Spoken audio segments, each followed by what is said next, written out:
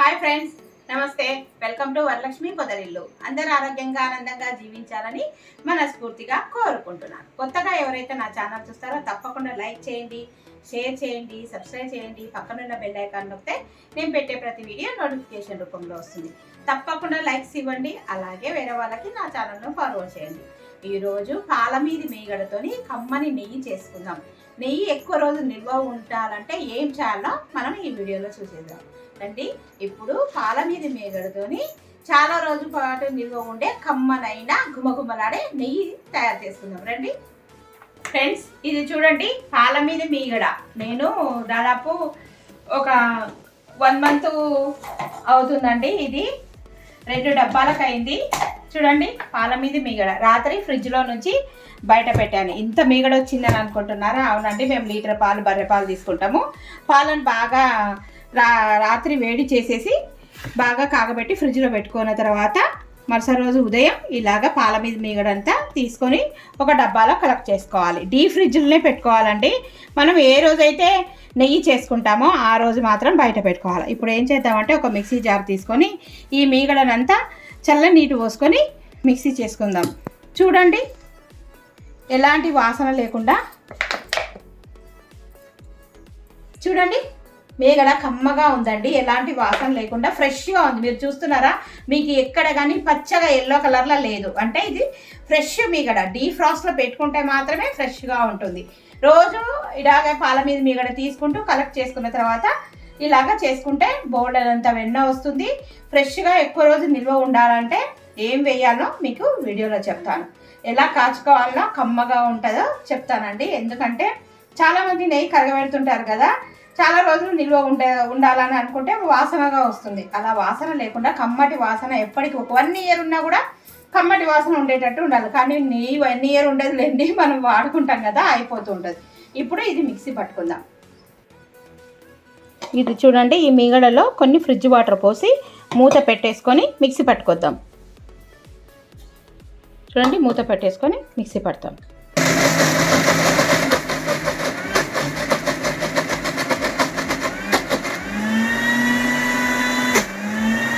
ఇప్పుడు మిక్సీ పట్టుకొచ్చాం కదా, చూడండి ఏ విధంగా వచ్చిందో వెన్న.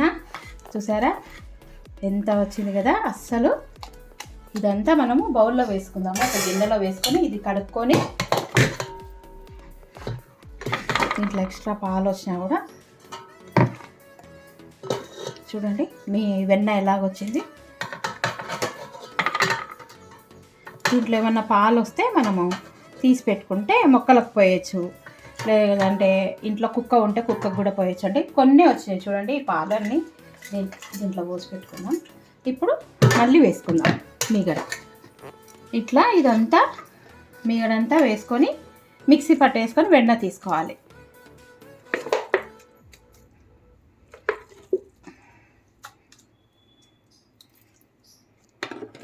అయిపోయింది చూడండి ఫ్రెండ్స్, మొత్తం పట్టిన. ఇది లాస్ట్ వాయి. చూడండి ఎంత వెన్న వచ్చిందో. చూసారా ఎంత వచ్చింది? ఇదంతా వెన్న. ఇది కరగబెట్టాలి బాగా శుభ్రంగా కడిగి. ఇది లాస్ట్. ఇంకా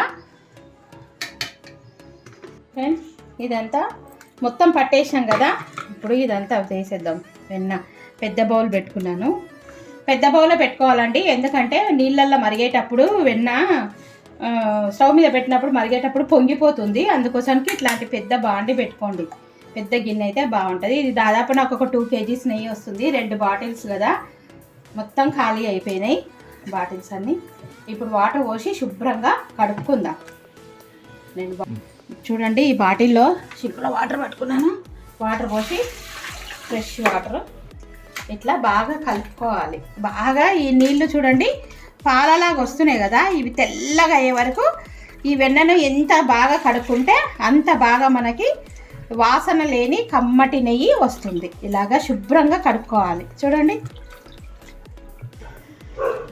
చూడండి ఫ్రెండ్స్, ఇలాగా ఎంత ఫ్రెష్గా అయినాయో. ఇంకొకసారి కడిగితే అయిపోయి. ఇప్పటికి 4 సార్లు కడిగినా.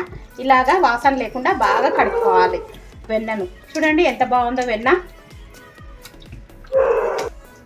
ఇది లాస్ట్ సారి. చూడండి నీళ్లు మామూలుగానే ఉన్నాయి, ఎలా ఉన్నాయో వాటర్ అలాగే ఉన్నాయి.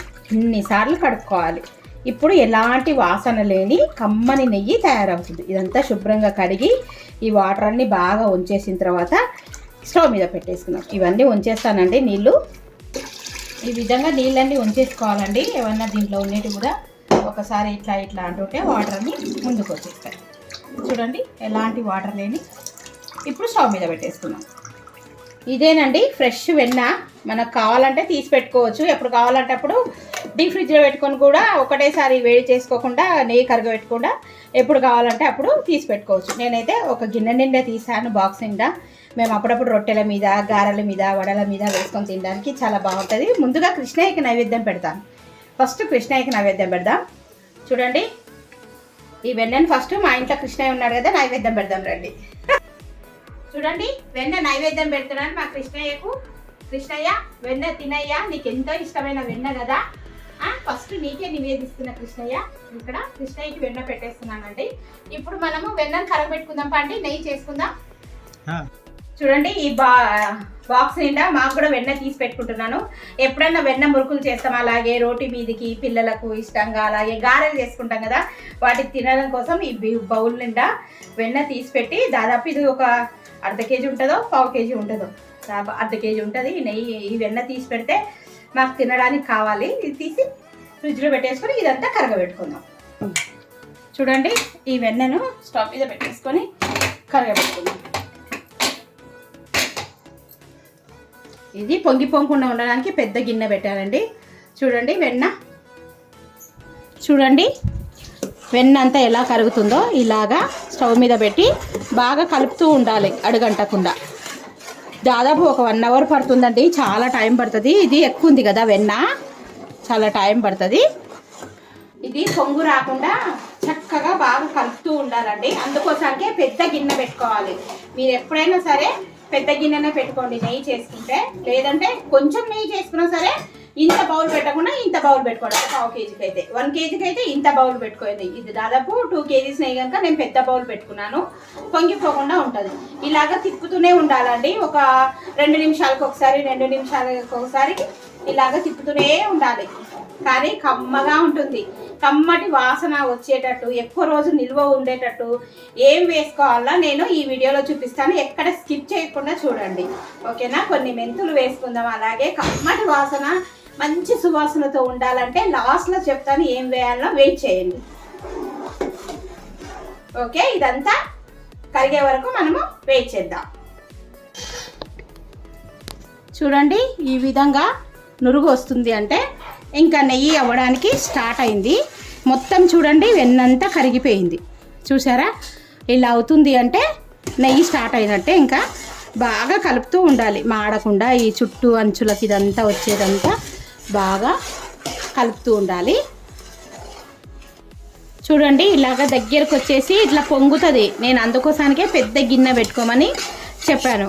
ఇప్పుడు ఇదంతా చూడండి ఇట్లా పలుకులు పలుకులుగా, ఇలా పలుకులు పలుకులుగా ఉండేదంతా ఇలానంతా ఇదంతా కరిగిపోవాలి. ఇట్లా పెరుగు లాగా ఉండే, ఈ పెరుగులాగా ఉండేదంతా ఇదంతా నల్లగా గసిలాగా అవుతే అప్పుడు మనకు నెయ్యి వస్తుంది. ఈ స్టేజ్లోనే 1 టేబుల్ స్పూన్ మెంతులు వేసుకోవాలి. ఈ పొంగంతా పోయిన తర్వాత వేసుకుందాం. కలుపుతూనే ఉండాలండి, లేకుంటే ఏంటంటే గిన్నె పై నుంచి పొంగిపోతుంటుంది. ఈ నెయ్యిలోకి చూడండి ఫ్రెష్ తమలపాకులు తీసుకొచ్చాను. ఇవి మన చెట్టుకు కాసిన తమలపాకులు, ఫ్రెష్ తమలపాకులు తీసుకొచ్చాను. ఇప్పుడు బాగా చిడుతూ ఉంటుంది. మూత పెట్టేసుకుందాం.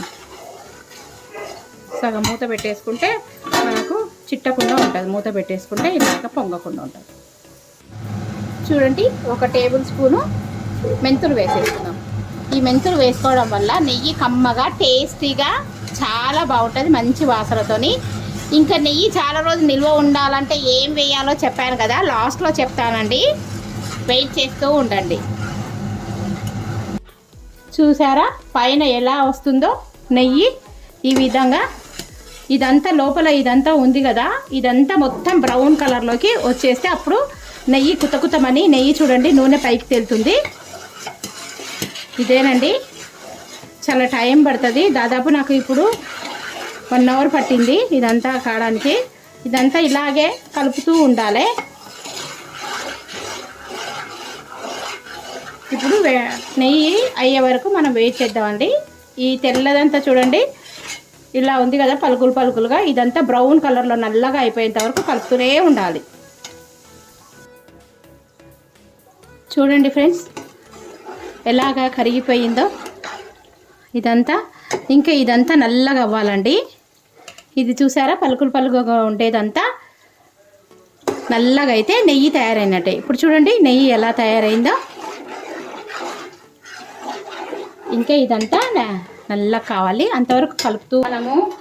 చూసారు కదా ఇదంతా ఇంకా తెల్ల తెల్లగా ఇదంతా ఉంది కదా, చూడండి ఎలా నెయ్యి వారుస్తూ ఉంది. ఇదంతా బ్రౌన్ కలర్లో వచ్చేదాకా ఇలా కలుపుతూనే ఉండాలి. గిన్నె అస్సలు మాడనీయద్దండి, ఇదంతా గసి తయారవుతుంది. అప్పుడు నెయ్యి చక్కగా రెడీ అయినట్టు.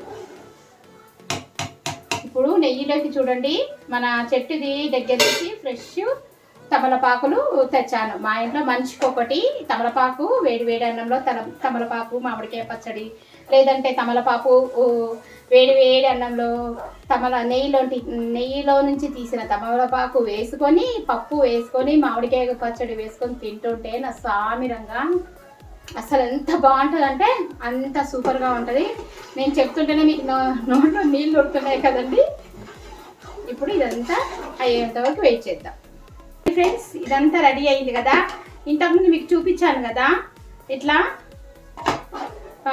పెరుగులాగా అంతా ఉంది కదండి, అది చూడండి బ్రౌన్ కలర్ లెక్క వచ్చేసింది. ఇలా వచ్చిన టైంలో ఫ్రెష్గా తాజాగా నెయ్యి ఎక్కువ రోజులు నిల్వ ఉండాలి అని అంటే, నేను చెప్పాను కదా సంవత్సరం పాటు అయినా నిల్వ ఉంటుంది అని. కానీ అన్ని రోజులు ఉండదులేండి, త్వరగానే అయిపోతుంది. ఇది ఒక 2 months అంతా అయిపోతుంది. మా బంధువులు ఉన్నారు, మా తమ్ముడు పిల్లలు ఉన్నారు, చిన్నగా ట్విన్స్ చూశారు కదా, వాళ్ళకి నెయ్యి పంపిస్తాను. పిల్లలు అన్నం తింటున్నారు ఇప్పుడు, సంవత్సరం పిల్లలకి. అందుకోసానికే ఎక్కువ రోజులు ఫ్రెష్గా ఉండడానికి 1 year కూడా ఎలాంటి వాసన లేకుండా కమ్మటి వాసనతో గుమగుమలాడుతూ ఉండాలంటే నేను చెప్పిన ఇంగ్రీడియంట్స్ చూసారా, బెల్లం చూసారా, ఈ బెల్లము నెయ్యిలో వేసి కలుపుకుందాం. మీలో ఎంతమందికి బెల్లం వేస్తే గుమగుమలాడుతూ నెయ్యి ఫ్రెష్గా ఉంటుందో తెలుసా, నా కామెంట్ సెక్షన్లో తప్పకుండా తెలియజేయండి. ఇదంతా ఇంకా నల్లగా అయ్యేంతవరకు వెయిట్ చేద్దామండి. చూసారా బెల్లం వేసేసరికి ఎంత మంచి వాసన వస్తుందో, కమ్మటి వాసన వస్తుంది, తిందామా అనిపిస్తుంది. ఇప్పుడు ఈ వాసన అంతా ఒక 4 వాడలకు పాకిపోతుందండి. ఇప్పుడు మూత వేసుకొని ఇంకా దగ్గర పడేదాకా ఉడకని చూపిస్తాను. చూడండి నెయ్యి ఎలా ఉందో, ఇలా రెడ్ కలర్లో వచ్చేసింది కదా.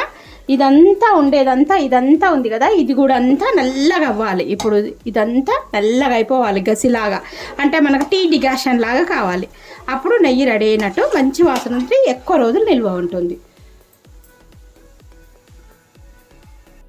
చూడండి నెయ్యి ఇలాగా బ్రౌన్ కలర్లోకి వచ్చేసింది కదా, ఇలా నురుగు వస్తుంది. ఈ నురుగు అంతా వెళ్ళిపోయేంత వరకు వెయిట్ చేయాలి. ఇది చూడండి ఇప్పుడు టీ డికాషన్ లాగా ఎలాగా గసి వచ్చేసిందో, ఇంకా నల్లగా అవ్వాలండి. దీంట్లో ఇంకా ఉంటుంది నెయ్యి, ఇంకా కలపాలి. ఇంకొక 5 minutes అయితే అయిపోతుంది.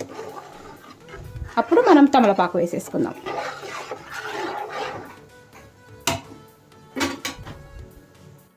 చూడండి ఇలాగా ఎంత గసిగసిగా అయిపోయింది. ఇప్పుడు ఇది రెడీ అయినట్టే. మనము ఆఫ్ చేసేసుకొని, స్టవ్ ఆఫ్ చేసుకొని తమలపాకు వేసి స్టవ్ ఆఫ్ చేసుకుందాం. చిటపటమని అంటదండి, తమలపాకు వేసేసుకుందాం.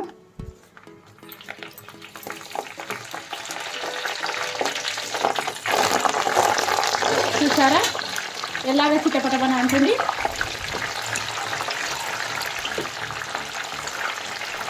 ఇప్పుడు మూత పెట్టేసుకొని స్టవ్ ఆఫ్ చేసుకుందాం. స్టవ్ ఆఫ్ చేసేసుకుంటే నెయ్యి చల్లారినాక వడబోసుకుందాం. ఈ చల్లగా అయిందండి, చూడండి గుమగుమలాడ నెయ్యిని ఇప్పుడు మనం వడబోసుకుందాము. ఒక బౌల్లో పోసుకుందాము. చూడండి ఎంత మంచి కలర్ వచ్చిందో, కమ్మటి వాసనతోని. బెల్లం వేసినాం కదా, ఎన్ని రోజులైనా చెడిపోకుండా ఉంటుంది.